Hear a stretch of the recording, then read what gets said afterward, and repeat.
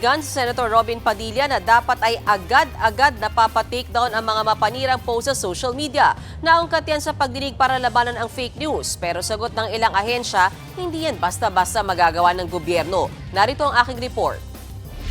Hindi ba po... Ayan kailangan daw, ang request ni Padilla, ipa-take down agad kung mayroong paninira or fake news. Ako, agree naman po ako sa ganun na i-take down po agad, ayan kung meron mga fake news.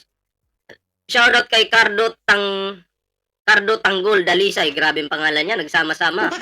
Oh, diba? Agree po ako dyan na i-take down po talaga pag ito ay paninira, fake news. Okay ako dyan, wala akong problema dyan. Pero, naalala nyo nung mga nakaraang taon, sinabi ni Padilla, di umano, yung kanyang bahay ay pinagbabarel. Diba? Nerat-rat daw po yung kanyang bahay. Diba? So, ang buong Pilipino, siyempre buhay ni Padilla yan, buhay yan, diba? Nakakabahala yun. Kaya nga lang, ang totoo dyan, fake news ba yun o hindi? Oh. Diba? Fake news ba yun o hindi? Yun yung tanong. Oh, kasi nung tiningnan ko po, tiningnan ko po yung video ni Robin Padilla, mukhang drama. Yung binaril daw yung bahay niya, na nirat-rat daw ng bala. Mukhang drama mga pre. Kasi eto yun, no, papakita ko po sa inyo, yung video, no. Halatang halata po na drama. Oh, tingnan nyo to. Oh, ayan. Kasi, kung titingnan nyo dito mga pre, halos salamin lang po lahat yung tinamaan. Salamin po, wala man lang tinamaan na pader, yung mga loob ng bahay, ng mga gamit sa loob ng bahay, hindi man tinamaan ng bala. Ang tanong, bakit puro salamin lang? Diba? So makikita po natin na drama lang to. Pero mamaya po natin papanoorin yan Mamaya po, mamaya. Eto muna. Bigyan muna natin to ng reaksyon itong balitang ito. Pwedeng i-take down agad ang mga post sa social media kung ito ay nauuwi na sa character assassination o paninira, lalo na kung ang natatarget ay mga matataas na opisyal ng ating bansa. Yan ang paulit-ulit na giniit ni Senator Robin Padilla, na chairman ng Senate Committee on Public Information and Mass Media. Sa gitna yan ang pagdinig ng Senado sa mga panukala para labanan ang fake news at mga troll farm. Sabi ko nga, walang problema dyan sa gusto ni Robin Padilla, pero wag mo naman din na ipi-fake news ang taong bayan, na papalabasin ninyo na yung bahay mo pinagbabaril. Diba? O sino pong naniwala doon na, diba, marami pang concern kay Padilla na nagsasabi sa kanya sa comment, ingat ka po, naku, delikado yan, ingat ka po kasi pinagbabaril pala yung bahay mo. Ang daming comment na ganun. Diba? Buong bansa, nagulantang. Oh. Kumbaga nag-concern. Kasi buhay din ng tao yan syempre, di ba? So, nagpanik po ang buong bansa.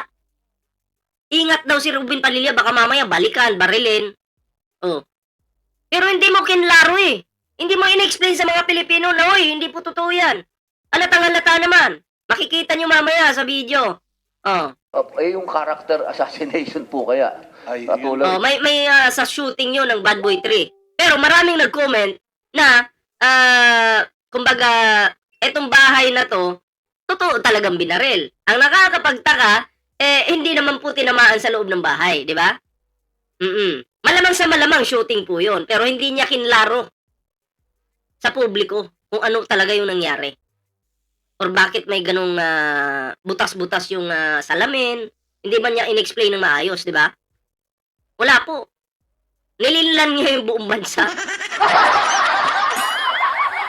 Kasi ganito yan Kung may nag-comment na sa'yo na concern, halos yun, isa lang yung comment, dapat binakapan mo ng another video na sasabihin mo, mga kababayan, wag po kayo mag-alala, itong mga butas dito sa mga salamin na to, hindi po totoong binaril ako, yan po ay sa shooting lamang namin.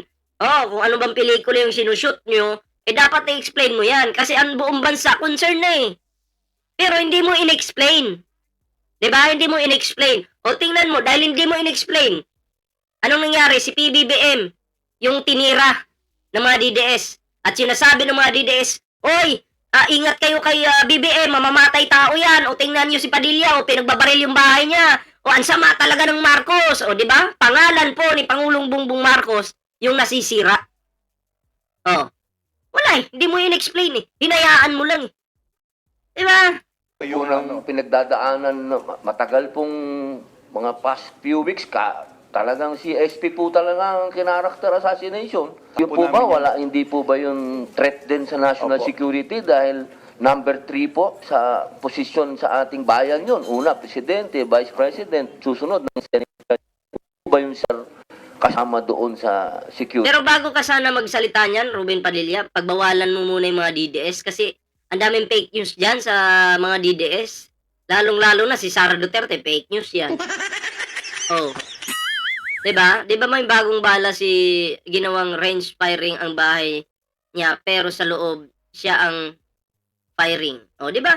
Alam mo, Padilla, pagbawalan mo si Sara Duterte, fake news yan eh. Kasi yan sa fake news eh. Naku naman. Security threat?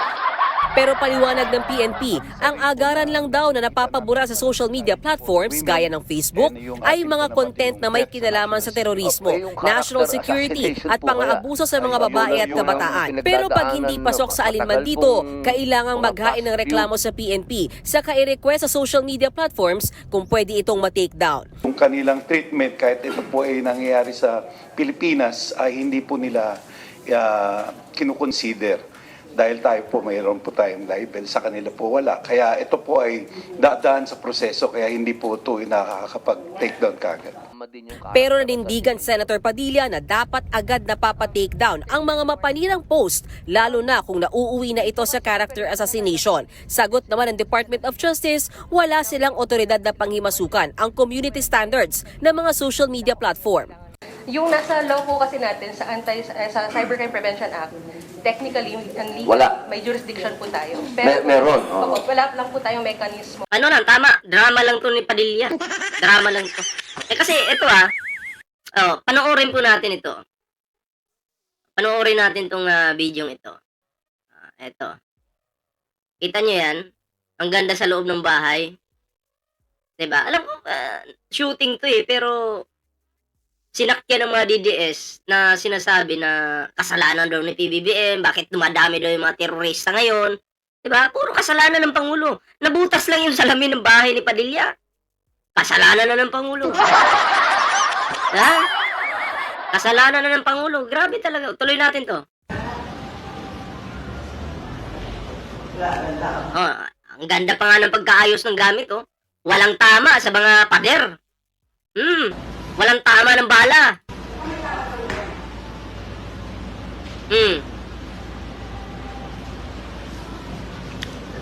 Oh. Ang linis! May nakita po ba kayong tinamaan ng bala dyan? Wala. Ito ang nangyari dito ngayon. Oh. Oh, ha? Oh. Hindi mo in-explain anong nangyari.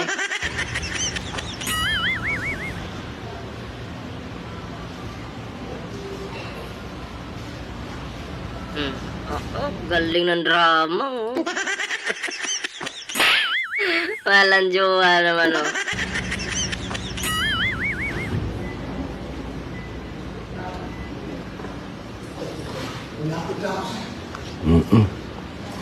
Oh, ayan, oh. Kita niyo yung upuan? Walang butas, pero yung salamin may butas po. Sabi niya na pagkakatagal na niyan eh. Alam ko po matagal na. Okay, matagal na. Pero kasi may bagong balita ngayon na lumalabas na ang sabi ni Padilla, dapat daw aksyonan ngayon yung mga fake news. Diba? Yung mga lulukuhin yung publiko, papaniwalaing ito yung totoo. Eh, siya nga noon eh, hindi niya nga ito tinake down. Sarili niyang video, hindi niya tinake down. At hindi niya in-explain ng maayos kung bakit may butas dyan. Oh, ang sabi ng mga nagko-comment, ingat ka po, Senator Ruben Padilla. Baka mamaya abangan ka sa daan, pagbabarilin ka. Ang daming comment. Alam ko nababasa mo yun. So dapat magbigay ka ng reaction dun sa mga komento na yon na sinabi mo, oy, sa shooting lang po yan ha. Or di kaya kung bakit anong nangyari dyan, explain mo. Wala eh. Walang explanation eh. Oh. Tapos ang ending yung nabas po, administrasyon, si PBBM, kasalanan daw ng Pangulo. Grabe. Oh.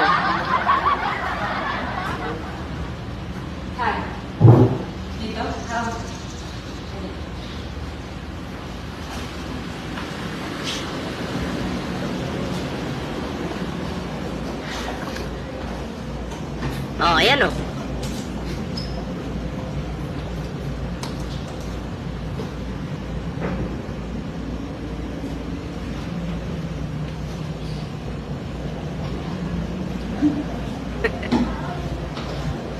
Ah. May full video yan eh, hindi ko na makita eh. Hindi ko na makita.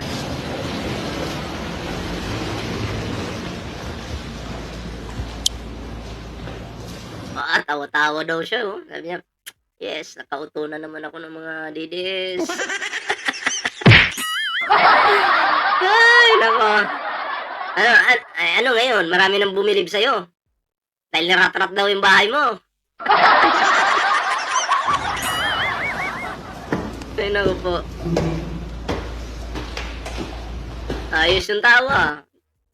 Palum-palu ah. Oh. Yung basyo na loob ng bahay. Wala nga pong basyo eh. Wala. Oh. So kayo, anong reaction nyo dito sa drama ni Robin Padilla mga pre? Ayaw daw na ng fake news. Pero itong video na to, hindi niya ma-explain ng maayos sa publiko. Ha? Oh, kasi ang dating sa mga Pilipino nito ay pinagbabaril po yung bahay niya. Kayo, anong reaction nyo? Comment down below mga pre. Para naman po mabasa natin yung inyong mga komento mga pre. Ayan. Diba? Ano daw? Wala man bubog. Alam nyo naman, artista nga eh. Wala tayong magagawa eh. Artista eh. Diba? O yung iba nadala sa drama eh.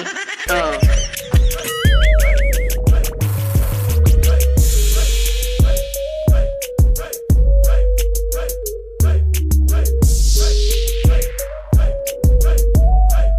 Isa pa, may punto tong comment dito. Sabi, di ba pinake news nga niya nga si Atty. Claire Castro? O, di ba? Naglabas siya ng fake news. O, about dun sa boses daw ni Atty. Claire Castro. O. Di ba? Boses daw yun ni Atty. Claire Castro. Pero, siya yung fake news dun, di ba? Kasi, bago mo dapat ilabas, dinaan mo muna sa NBI. Hindi yung idadalhin mo agad sa Senado tapos sasabihin mo, ang boses to ni Atty. Claire Castro. Pamamahiya yun sa tao. 'Di ba?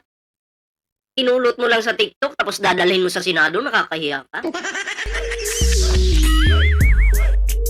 Oh. 'Di ba? Nakakahiya po. So kayo mga pre, anong reaction niyo dito mga pre? Comment down below para naman po mabasa natin yung inyong kanya-kanyang komento. Ayan ha, bago po tayo magtapos sa ating live ngayon, may TikTok, may Facebook po tayo. Sana po ay magkita-kita tayo dyan mga pre. Ayan ha, sa hindi pa po nakapag-like, mag-like na. Sa hindi pa nakapag-subscribe, mag-subscribe na. Share this video sa inyong mga GC mga pre. Ayan.